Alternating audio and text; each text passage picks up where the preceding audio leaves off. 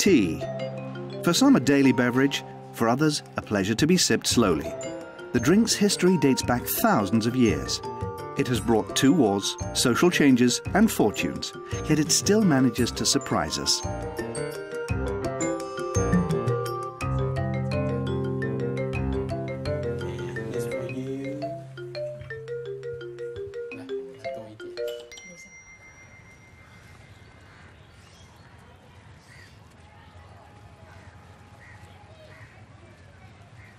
Calcutta is a historical landmark for the global commerce of tea.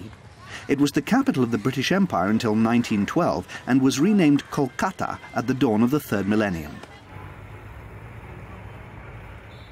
The city inherited an ambiguous progress: development with heavy strings attached, autonomy with strong commercial binds.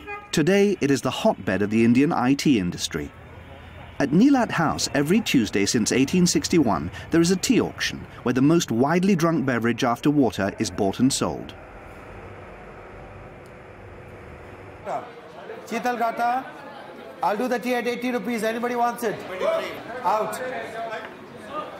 Lot 149, 150.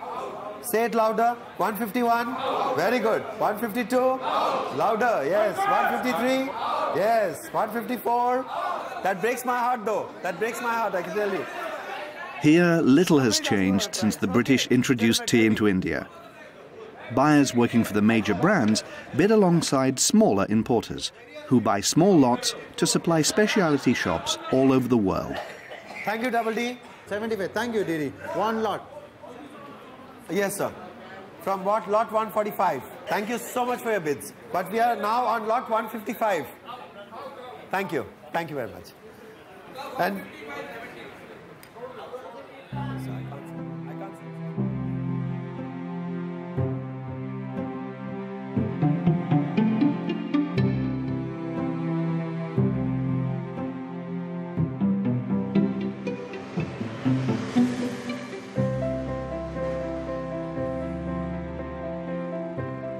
François-Xavier Delmas is a Parisian and defines himself as a tea hunter.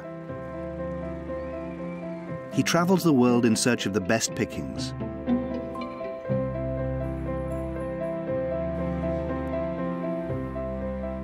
For each tea, he knows the character, the taste, and the secrets. For him, each tea has its own identity, which is tied to the area and garden it comes from.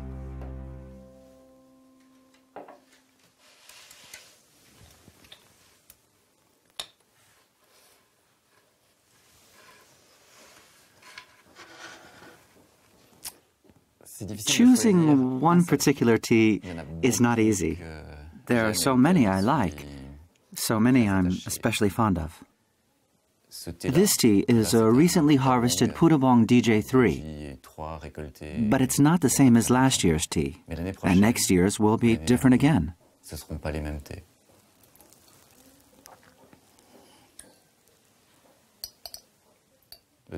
Spring Darjeeling is rather moving. Just like people, it's a fleeting wonder.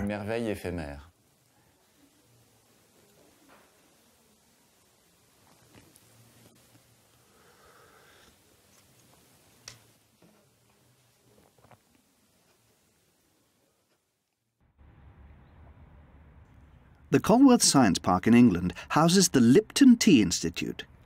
At the research centre, experts study tea production methods and consumer trends. Tea has to be assessed every week. Tea is a perennial crop. There's new teas are produced every day of the year, and they come onto the market every week, and we need to examine the teas every week to decide on which ones to buy for blending. Nick Bunston is a master tea taster. He combines different qualities of tea from Africa, India and Asia to create blends. His aim is to produce blends with a unique taste that consumers all over the world can immediately recognise. Right, I'm looking at the leaves here to see which are suitable for this blend. The first 2, very nice teas, but they're too large for this blend. I'm looking at this sort of size. That would go well. That is too small. I'll knock that one out. Okay, this one here has got a slightly greenish coppery colour, which shows that it's got some good flavour, I would say. These other teas, which are good, they've got a little bit more extra colour. So those will be very useful. Those three I'm going to pick for using in my blend. As an agricultural product, tea is sensitive to seasonal variations and geographical location, but consumers expect their tea to always taste the same. A good medium Kenyan, lovely balanced flavour. And this one is an Assam which is thick and juicy. Tea time!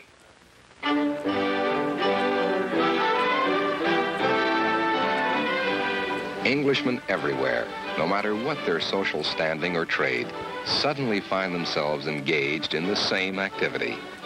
When the little hand reaches 4 and the big hand points to 12.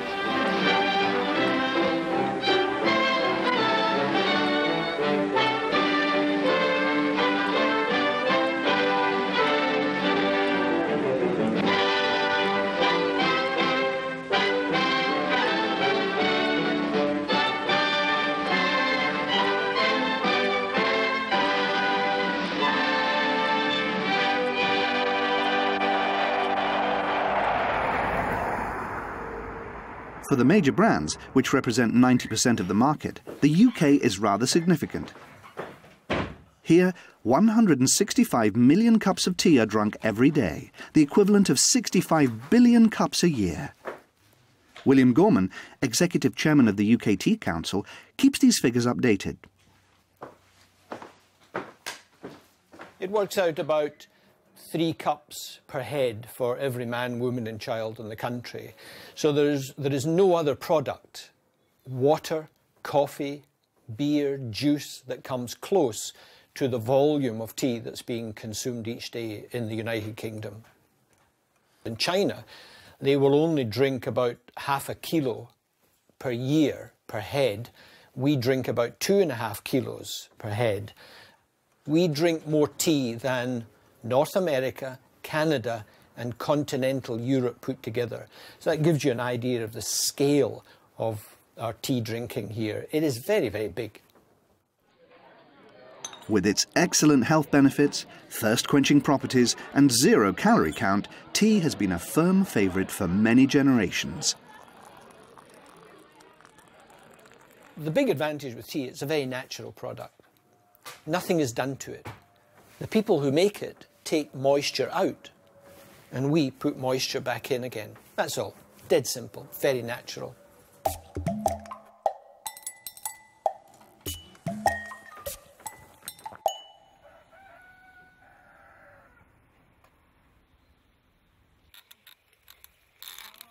The tea plant, also known as Camellia sinensis, grows in its natural state on the damp, hot hills of Southeast Asia. The major varieties of teas familiar to us all come from this plant's young, tender leaves. Tea was discovered over 4,000 years ago, and for centuries it was produced and consumed only in one country, China. The drink spread as a medical infusion and tasty beverage thanks to the Chinese upper classes, the Taoist philosophers, and later on the Buddhist monks, who used it to avoid the need for sleep during their meditations.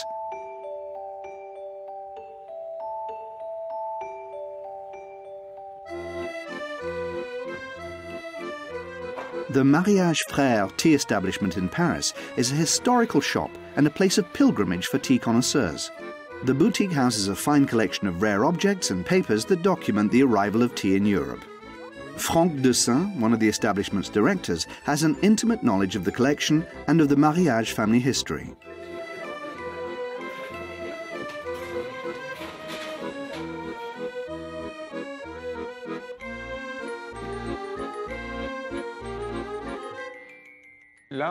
These are all the objects used by the Mariage family for the tea trade. The collection also contains some extremely rare caddies from China.